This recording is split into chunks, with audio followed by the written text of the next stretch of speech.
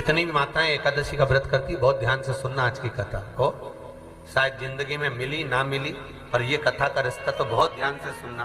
ध्यान से स्कंद पुराण यहाँ तक कहती है कि इस कथा के चरित्र को जो श्रवण कर लेता है उसको 26 एकादशी करना भी नहीं पड़ती। इस एकादशी की केवल ये कथा सुनकर ही वो तर जाता है। बहुत ध्यान से सुनना इसको, कथा तो बड़े भाव से सुन लो इसको, है? बड़े प्रेम से। शास्त्र कहता है कि जितनी एकादशी होती है 26 की 26 एकादशी का अगर आप वर्णन करेंगे, 26 की 26 एकादशी का यदि आप स्मरण करेंगे तो एक एक एकादशी का अगर नाम स्मरण करें तो कितना कितना सुंदर। चैत्र के महीने में 2 एकादशी, कामदा पाप मोचन, बैसाख में 2 वरुथनी मोहिनी, ज्येष्ठ महीना अपरा निर्जला, आषाढ़ योगनी देवशवनी, श्रावण महीने की कामिका पुत्रदायिनी, भादो महीने की अजा परिवर्तनी, अश्विनी महीने की इंद्रा पापकुशा, कार्तिक महीने की रमा प्रबोधनी, मार्गशीर्ष मास की उत्पन्ना और मोक्षदा, पौष महीने की सफला और पुत्रदा, माघ महीने की परतिला और जया, फागुन महीने की विजया और आमल की एकादशी, अधिक मास की पद्मनी और परमा। कितने सुंदर नाम है। अब इस नाम से पहचान करो कितनी सुंदर नाम। अब नाम इतना सुंदर है तो एकादशी कितनी सुंदर होगी। अब एकादशी इतनी सुंदर होगी तो जिस दिन तुम व्रत करोगी एकादशी का तो तुम कितनी सुंदर होगी। मतलब भगवान कितने प्रेम से स्वीकारेगा कि इसका हृदय कितना सुंदर है। ऊपर की सुंदरता मत देखो साहब, व्रत करने से भीतर की सुंदरता। आप पहले कथा में कहा कि क्रीम की चमक 15 दिन रहती है, अच्छे कर्म की चमक जिंदगी भर रहती है। कर्म की चमक देखना है हमें, क्रीम की नहीं। सबसे पहला नियम एकादशी व्रत का, सबसे पहला नियम है कि आप जिस दिन व्रत करो उसके एक दिन पहले भक्ति का संचार इस हृदय में कर लो। भक्ति का संचार इस हृदय में कर लीजिए। जिस दिन आप व्रत करो, जैसे एकादशी का व्रत कर रहे हो तो दशमी के दिन शाम का समय जब आवे, रात्रि जब होने लगे, शाम का समय आवे और रात्रि का आप जब भोजन ग्रहण करो तो उस भोजन में कोई ऐसा पदार्थ ग्रहण मत करिए जिस पदार्थ के कारण आपकी एकादशी बिगड़ जाए।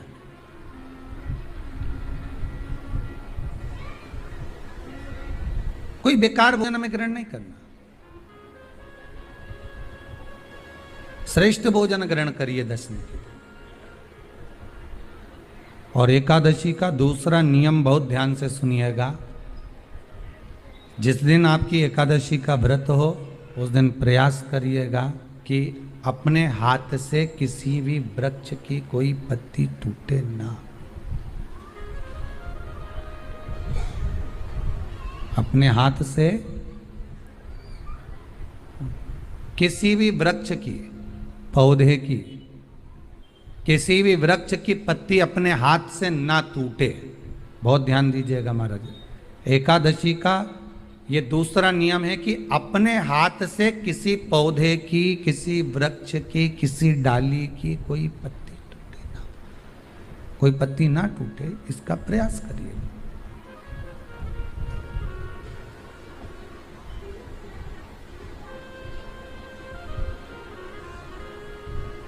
कितना सुंदर व्याख्यान कहा है, कितना सुंदर वर्णन है महाराज कि मात्र एकादशी का व्रत कर लेने पर, मात्र एकादशी का व्रत कर लेने पर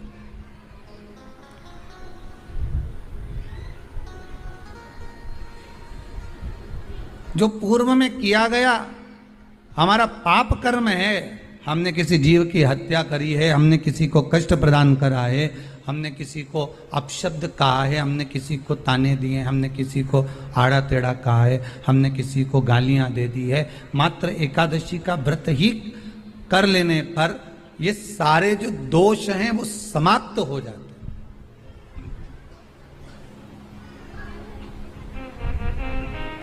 सारे दोष हमारे समाप्ति पर आ जाते हैं।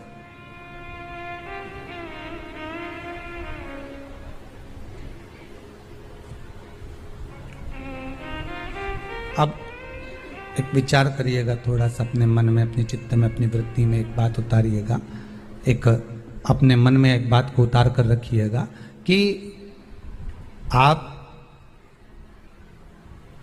अपने पाप को, अपने पाप कर्म को जिस दिन छिन्न करने वाले हो, समाप्त करने वाले हो, अपने पाप को आप जिस दिन समाप्ति पर लेकर जा रहे हो, तो उसके एक दिन पहले आपको प्रसन्नता होना चाहिए कि नहीं होना चाहिए कि कल मेरा पाप कटने वाला है, कल मेरा पाप समाप्त होने वाला है,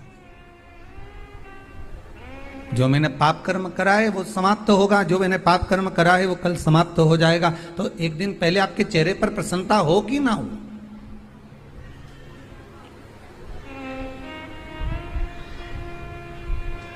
और चेहरे पर वो प्रसन्नता आपके आना चाहिए कि कल मेरा एकादशी का व्रत है, आज दशमी है, कल एकादशी का व्रत है, तो कल मेरी जब एकादशी का व्रत रहेगा तो मेरा ना जाने कितना कितना पाप, कितना असत्य, कितना झूठ, कितना प्रपंच वो समाप्त हो जाएगा। तो इसमें मुझे प्रसन्नता हो, इसमें मुझे आनंदता हो।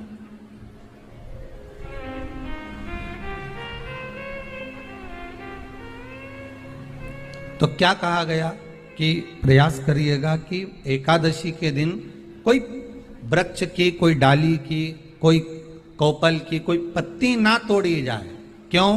तो कहा अगर उस पत्ती को हम तोड़ देते हैं, वृक्ष की पत्ती को या क्यारे में लगी हुई कोई डाली की पत्ती को हम तोड़ देते हैं, तो एकादशी का पुण्य फल प्राप्त नहीं होता, एकादशी का कोई फल हमारे खाते में नहीं जाता, पुण्य फल प्राप्त। अब फिर भले तुम चाहे तुमने मोरधन खाया हो, चाहे तुमने फिर चिप्स खाई हो, चाहे तुमने फिर व्रत का कितना ही सामान खा गए हो और तुमने सोचा कि आज मेरी एकादशी है, तो फिर उसका कोई फल प्राप्त नहीं है, उसका कोई सुख प्राप्त नहीं है आपको, फिर उसका कोई आनंद प्राप्त नहीं है आपको, तो उसमें कोई आनंद की अनुभूति आपको नहीं मिल रही।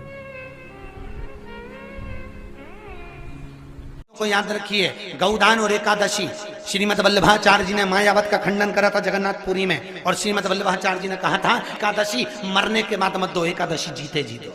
कहा था कि नहीं कहा था? जीते जी दान करिए। इसलिए जगदीश में, जगन्नाथपुरी में एकादशी उल्टी लटकी हुई है। करें आपने दर्शन? जगदीश में एकादशी को उल्टा लटकाया। क्यों? क्योंकि वल्लभ ने कहा कि एकादशी जीते जी दो। कई पंडितों कहते हैं तुम्हारे दादाजी मर गए, जब 12वें का दिन होता है ना तो पंडित जी संकल्प छुड़ाते हैं, देव एकादशी। बड़े बेटे ने 5 दे दी, छोटी बहू ने 3 दे दी, उसने 2 दे दी, उसने 2 दे दी, तो क्या तुम्हारे दादाजी भिखारी थे जो तुम्हारी एकादशियां लेकर जाएंगे? और तुम कौन होते हो दादाजी को एकादशी देने वाले? तुमने कौन सा इतने पुण्य कर लिए जो तुमने एकादशी दे दी? एकादशी के दान की महत्वता श्रीमद वल्लभाचार्य जी ने कहा कि कोई व्यक्ति अगर खटिया पर सड़ रहा है, पलंग पर तड़प रहा है, हॉस्पिटल में पड़ा हुआ है, तो निवेदन है कि उसको देखने जाओ तो अपनी करी हुई एकादशी में से 2 एकादशी का दान उसको तुरंत दे दो। क्यों? तो जिससे उसको मोक्ष मिल जाए, मरने के बाद नहीं। क्योंकि मरने के बाद तो वो 10वें के दिन, गरुड़ पुराण में लिखा है 10 दिन तक जीवात्मा घर की अटारी पे रहती है। कितने दिन? 10 दिन। 10 दिन के बाद जीवात्मा चली जाती है। कहां जाती है? उसको जहां जाना है। 3 दिन में उसको भोग भोगना पड़ता है जीवात्मा को। 3 दिन नरक का भोग भोगती है, उसके बाद स्वर्ग का भोग भोगती है। 18 दिन में ये प्रोसेस पूरी हो जाती है। कितने दिन? 18 दिन। 18 दिन के बाद में उस जीवात्मा को धान के खेत में पटका जाता है। किसके खेत में? धान के, चावल के खेत में। इसलिए कहते हैं एकादशी के दिन चावल मत खाओ। कहते कि नहीं कहते? और क्या कहते हैं? द्वादशी के दिन चावल खाना जरूरी है। एकादशी का पालना करना है तो द्वादशी को चावल का 1 ग्रास खाओ, तब द्वादशी को चावल खाओगे तो एकादशी लगेगी। चावल नहीं खाओगे तो एकादशी नहीं लगेगी। द्वादशी को चावल खाना जरूरी है। क्यों कहते हैं? क्योंकि धान के खेत में जीव को छोड़ा जाता है, उस धान के खेत में, चावल के खेत में जीवात्मा रहती है, उसको चिड़िया खाती है तो चिड़िया के रूप में जन्म लेता है, मनुष्य खाता है तो मनुष्य के रूप में जन्म लेता है। इसलिए एकादशी के दिन चावल नहीं खाया जाता, क्योंकि एकादशी के दिन हम चावल खाएंगे तो जीव हत्या का दोष लग जाएगा। फिर कब खाना है? द्वादशी के दिन। द्वादशी के दिन क्यों खाया जाता है? क्योंकि हम एकादशी के व्रत करे रहते हैं और पहला घासा जब चावल का खाते हैं तो अपनी करी हुई एकादशी का पुण्य जितने जीव हमारे मुंह में जाते हैं उनको उसका पुण्य मिल जाता है और उनका फिर जन्म नहीं होता, वो तर जाते हैं, उनको एकादशी का भाग मिल जाता है। इसलिए कहते हैं एकादशी को चावल मत खाओ पर द्वादशी को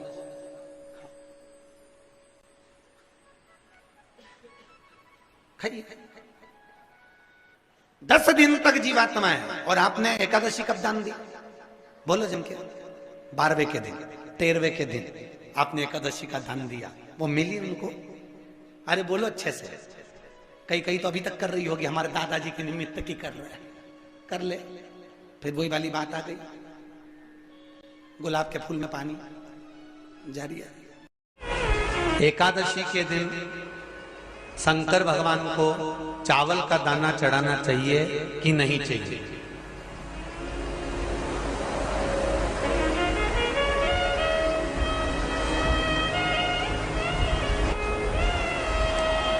बीमार व्यक्ति से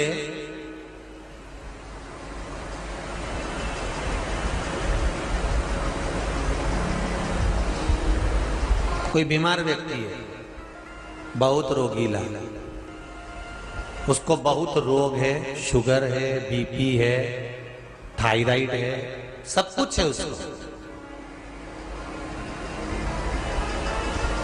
और वो रोगीला व्यक्ति जब डॉक्टर के पास जाकर पूछे, डॉक्टर साहब मेरी तबीयत ठीक नहीं रहती है, मैं बहुत कष्ट में रहती हूँ, बहुत तकलीफ है शरीर में,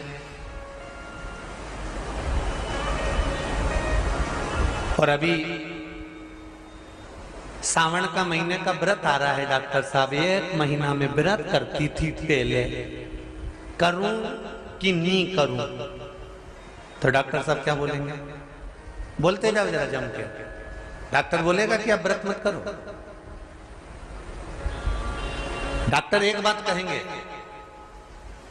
शरीर स्वस्थ रखना है, व्रत बाद में हो जाएगा, अगले वर्ष कर लेना, पर अभी शरीर को सही रखने के लिए दोनों समय अच्छे पेट भरकर सात्विक भोजन करो और अपने शरीर को ठीक करो।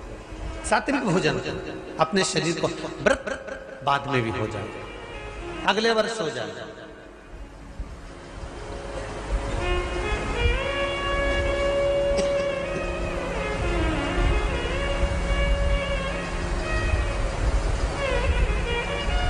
अभी तुम थोड़ा सवेरे 2 बिस्कुट ले लिया करो, सुबह नाश्ता ले लिया करो, भोजन ले लिया करो, फिर दोपहर में कुछ हल्का फुल्का लेकर थोड़ी थोड़ी देर में खाते रहना चाहिए। हो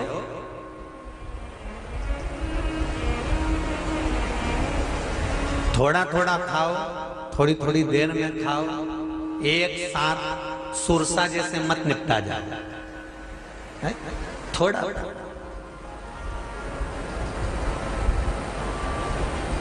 ज्यादा खाओगे और ज्यादा कमाओगे तो दूसरों को कष्ट नहीं होगा, कष्ट खुद को होगा। ज्यादा खाओगे आपाच्य हो जाएगा, रात की नींद उड़ जाएगी, शरीर में अच्छा नहीं लगेगा। ज्यादा कमाओगे, रात की नींद उड़ जाएगी, दुनिया की दृष्टि तुम पर पड़ जाएगी और तुम्हारी रातों की नींद। कमाओ भी उतना जितना खर्च कर सको और खाओ भी उतना जितना पचा सको। अति सर्वस्व वर्जक। डॉक्टर कहेंगे ये तुम्हारा व्रत जो है ना अगले साल कर लेना, इस साल मत करिए, इस साल तो आराम से भोजन वोजन करो तुम लोग, बढ़िया प्रेम से खाओ पिए। तो उसी तरह किसी ने पूछा कि चावल का दाना एकादशी पर भगवान शंकर को चढ़ा सकते हैं? चावल का दाना शंकर जी को चढ़ाते क्यों है, पहले तो वो समझ। बेलपत्री का तो महत्व आपको बार बार बताया कि बेलपत्री शिव जी को क्यों चढ़ाई जाती है, कहीं रोग के लिए, कहीं बीमारी के लिए, कहीं किस कार्य के लिए, कहीं कोई कार्य के लिए, कहीं कोई कार्य के लिए। चावल का दाना अगर हम शंकर भगवान को चढ़ा रहे हैं तो क्यों चढ़ा रहे हैं, उसका कारण क्या है? चावल का दाना शिव को चढ़ाने का केवल एक कारण रहता है कि चावल को अक्षत कहते हैं।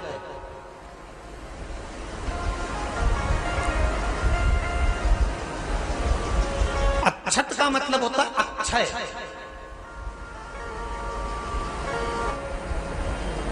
उसका मतलब क्या होता है? अक्षय, जिसका कभी क्षय ना हो। जब हम भगवान शंकर को चावल का दाना चढ़ाते हैं, जैसे बहुत ध्यान दीजिएगा महाराज, बहुत समझने वाली बात है, बहुत ध्यान से।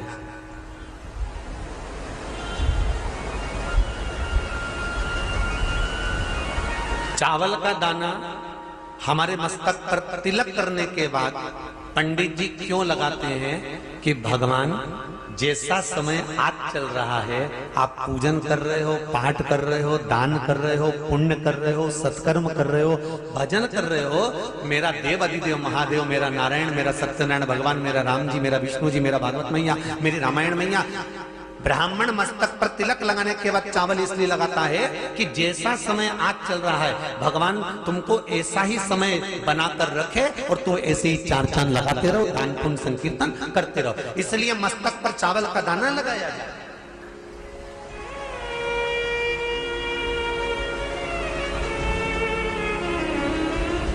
कोई मर जाता है, मरने के बाद जब तक पगड़ी नहीं होती तब तक माथे पर तिलक, चावल का दाना लगाया जाता है। जम के बोलो जरा, नहीं लगाता।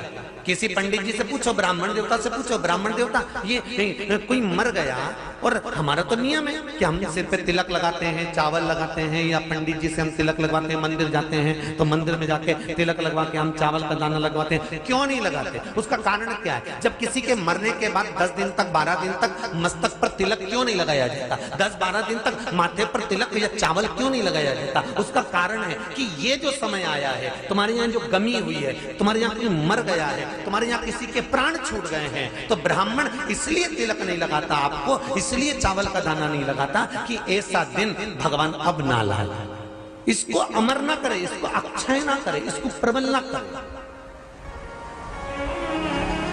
और जब चावल का दाना, तो यहां शिव महापुराण की कथा करी, चावल का दाना हम शिव जी को क्यों चढ़ाते हैं, भगवान को क्यों समर्पित करते हैं, भगवान की पूजन में अक्षत क्यों समर्पित करते हैं, चावल क्यों समर्पित करते हैं, उसका कारण क्या है? तो कहा आज मैंने जब चावल का दाना आपको समर्पित करा है, जिस भाव से, जिस विश्वास से, जिस श्रद्धा से, जिस मन से मैं आपको रिझा रही हूं, हे भोलेनाथ मेरी ये मनोकामना पूर्ण कर, इसको अक्षय कर देना, इसको अमर कर देना, बस इतनी कृपा आप कर। अब किसी ने पूछा एकादशी के दिन चावल चढ़ाए कि नहीं चढ़ाए, तो यहां तो सीधी सीधी बात है,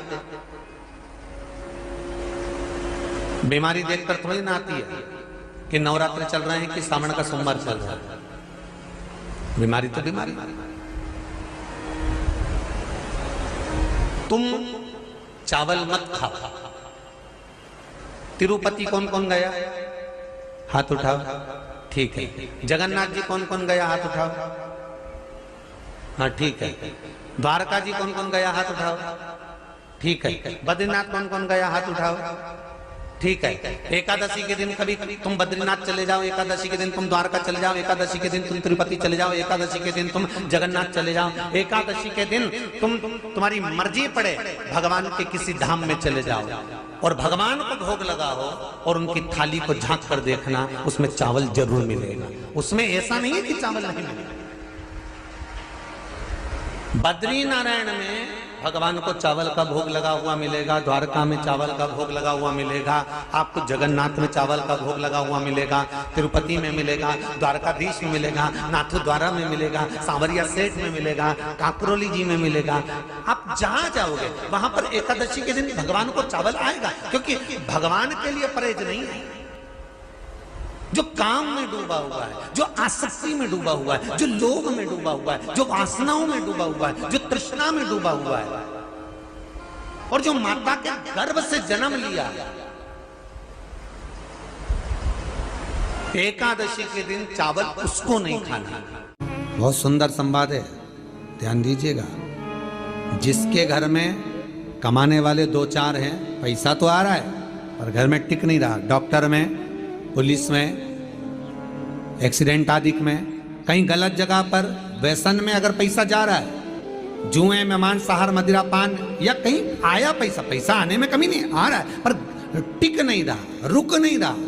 कोई मांगने आ गया, दे दिया, फिर वहां से अपने पास नहीं आ रहा, अपन कह रहे हैं भैया हमारा पैसा लौटा दो, नहीं आ रहा। तो महाराज शिव महापुराण की कथा कहती है, एकादशी के दिन गंगा के जल में मात्र 7 बेलपत्री डालकर जो नंदीश्वर भगवान अर्थात जो शंकर जी के शिवलिंग के सामने नंदी होता है, उस नंदी के चरण पर गंगा का जल चढ़ाकर बेलपत्री शिव पर समर्पित कर देता है, उसके घर में रुपया रुकना चालू हो जाता है, फिर वो गलत जगह पर नहीं जाता, गलत स्थान पर वो धन जाएगा ही नहीं।